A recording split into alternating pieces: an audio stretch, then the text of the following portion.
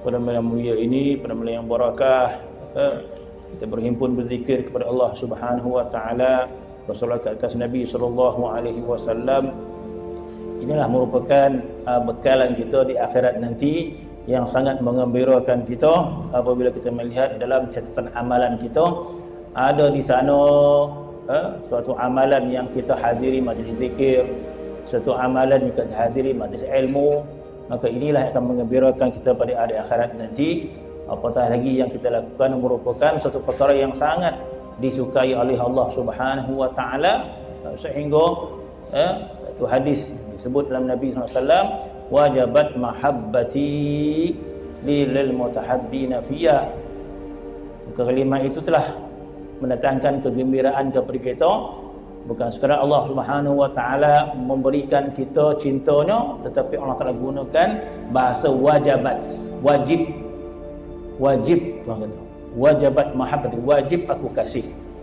Jadi perhimpunan kita ini adalah perhimpunan yang Allah Taala mewajibkan kepada diri dia mengasihi kita. Wajabat mahabbati lil mutahabbina fiyya, maka wajiblah kepada aku kasih kepada mereka yang berkasih kerana Allah Subhanahu wa taala.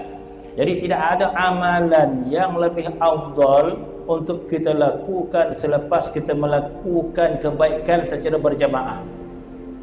Jangankan kita melakukan ibadat secara berjamaah, perkara halal yang kita lakukan secara berjamaah. Contoh dia perkara halal yang kita lakukan berjamaah, makan berjamaah.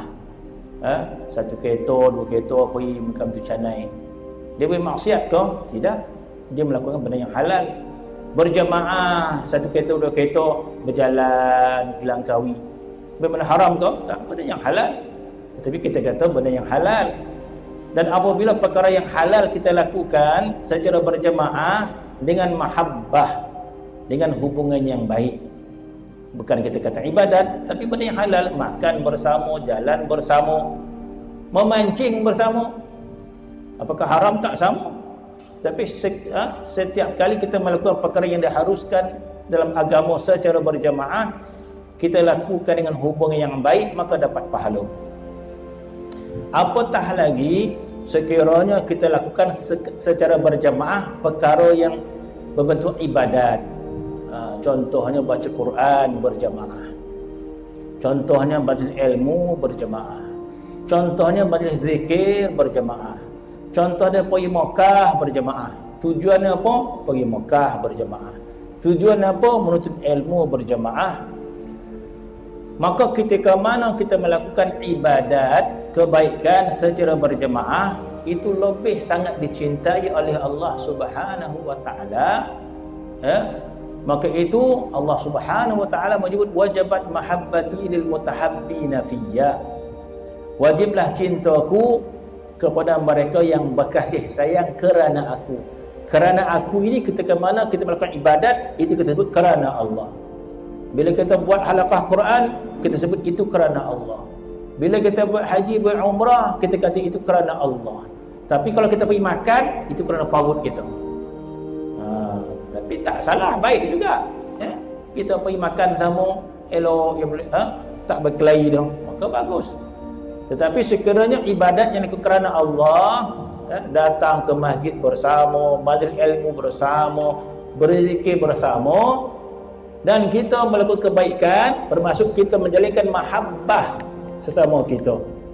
Mahabbah ni, orang mencuri pun mahabbah dia, sama best friend, kita mencuri. Main baik dia, sama-sama curi kertas scrap, sama-sama cari kelapa sawit. Baik juga dia, tapi tajuk dia tak elok, maksiat. Tapi kalau tajuk dia halal, ya silakan. Pergi pasar, berdua-dua pergi pasar elok, ya dia. Benda yang halal.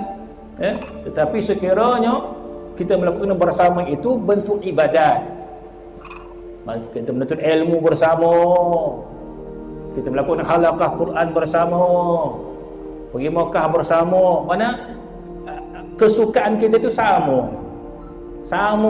Kemudian kita berbaik sama rakan kita, berbaik dengan orang ni bukan susah mana.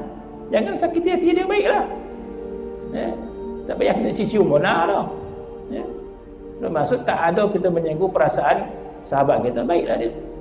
Berbaik gitu.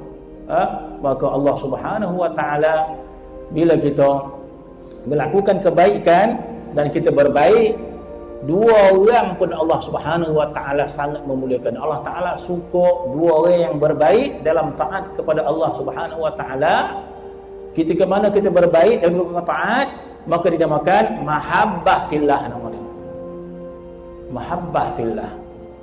Kita baik sama dia sebab sama-sama kita melakukan taatan, maka dia mahabbah fillah. Tapi kalau kita baik sesuatu sebab kita nak ambil duit dia, itu bukan mahabbah fillah, mahabbah fulus nama dia. Tapi kita jadi baik sebab ibadat, sebab zikir, sebab taat, makin luar biasa pandangan kemuliaan Allah Subhanahu wa taala, sangat-sangat disukai oleh Allah Subhanahu wa taala, sehingga dimasukkan hadis yang kita baca, sab'atun yuzilluhumullahu yawma la zilla illa zilluhu. Di padang mahsyar nanti ada 7 golongan yang Tuhan naungi, yang mana arsy itu panas, tidak ada naungan kecuali 7 golongan yang Tuhan naungi. Salah seorang dia rajulani tahabba fillah. Kita sebutlah dalam hadis sebut kalau lelaki termasuk perempuan. Rajulani tahabba fillah. Dua orang lelaki ini berkasih sayang kerana Allah. Apa maksud berkasih sayang kerana Allah? Mereka ini bersama-sama melakukan taat, maka mereka berkasih sayang dalam ketaatan itu. Taat tu bagus dah. Kemudian dia bersahabat dua orang pula, tahabba fillah. Maka baik kerana Allah, maka dinaungi arasy. Jadi kita katakan, sekiranya dua orang berbaik itu dalam melakukan taat, itu telah dimulakan oleh Allah, apatah lagi kalau 3 orang, apatah lagi 4 orang, apatah kalau berjamaah. Ini ada jamaah, nama jamaah mahabbah fillah nama dia. Tak dapat kita gambarkan betapa redha-Nya Allah Subhanahu wa taala, berapa sukanya Allah. Maka berbahagialah orang yang memahami, menghadiri majlis zikir, majlis ilmu, dan kita menjalin hubungan yang baik. Jangan berkelahi pula. Elok-elok tak berkelahi, datang pondok berkelahi pula dah. Alah, poning kepala nikir. Elok-elok tak ada halqah Quran, ada halqah berkelahi pula dah. Syaitan lah tu kan. Syaitan, bukan apa, syaitan. Dia cemburu orang ni banyak zikir, banyak Quran, dia cucuk kan. Dah berkelahi baca Quran. Mau cantik halqah Quran tapi berkelahi. Mau dia elok majlis zikir tapi berkelahi. Rugi. Syaitan tu cemburu dengan fadilat yang besar, maka dia tak nak kita dapat fadilat yang lebih besar lagi. Datang majlis ilmu baik, datang majlis zikir baik dah, tapi kalau kita berbaik-baik dalam majlis zikir, dua orang pun Allah Ta'ala naungi di padang mahsyar nanti.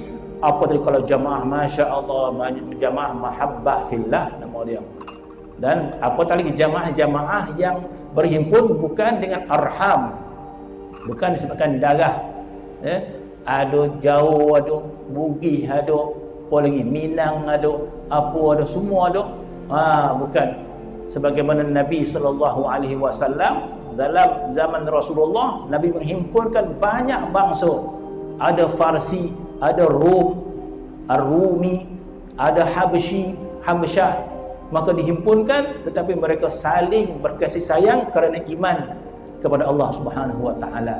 Mereka berkasih sayang kerana iman mereka kepada Rasulullah sallallahu alaihi wasallam. Begitu juga buat baik ni bukan sehingga kita bagi dia duit setiap minggu dah. Macam mana? Tak. Senyum ni dah baiklah.